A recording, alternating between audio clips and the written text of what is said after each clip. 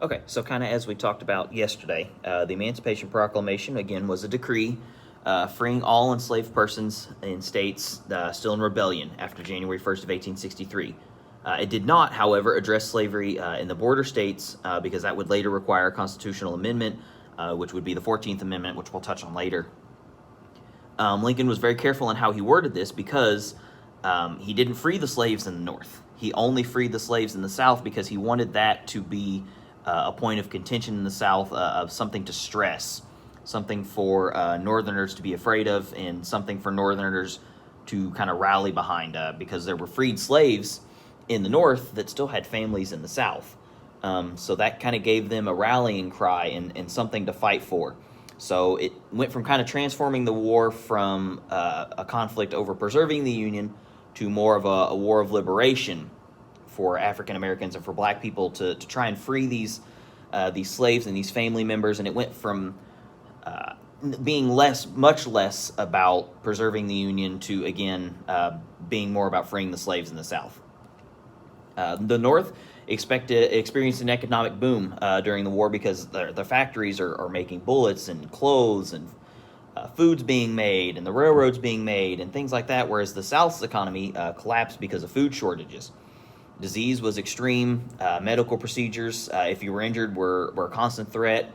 Much more life-threatening was disease, and new bullet technology made them much more lethal. Instead of kind of your round bullets that you saw in the Revolutionary War and things, they became more of the bullets like we have today with the point, so they could do a lot more damage, and were a lot more accurate for greater distances. Women filled a lot of labor jobs in factories, kind of like you see in World War II later, like we'll talk about. While men are off fighting, the women step in and fill a lot of those positions that are left vacant while the men are off doing the fighting. Again, African Americans are not able to enlist because of the Emancipation Proclamation, and so many of them joined the Union Army and Navy. A lot of women served as nurses to the wounded. One kind of famous one was Clara Barton. She left her job as a teacher to aid soldiers on the battlefield, and she would go on to later found the Red Cross. So that was a lot of her contributions were in the nursing field and helping to develop things to help treat soldiers.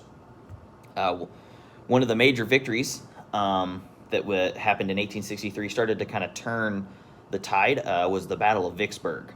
It was the last Confederate stronghold on the river.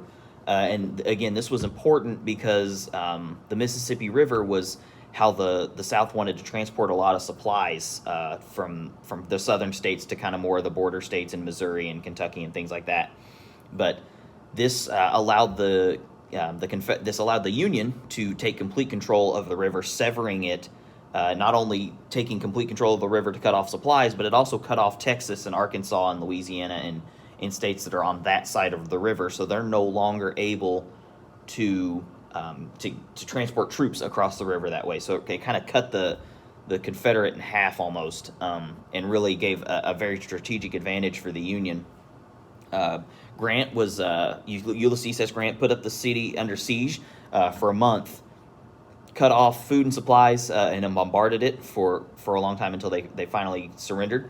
Confederates troops were starving, and that's kind of what ultimately led to the surrender. Was he cut off all of their supply lines and just kind of choked them dry, kind of like we talked about with the Anaconda Plan, was the choking the Confederacy as a whole and draining their resources. Grant employed this strategy with that city and was able to take control of Vicksburg and take control of the Mississippi River, which proved to be a big turning point for the Confederate army and kind of losing supplies and troops and things like that.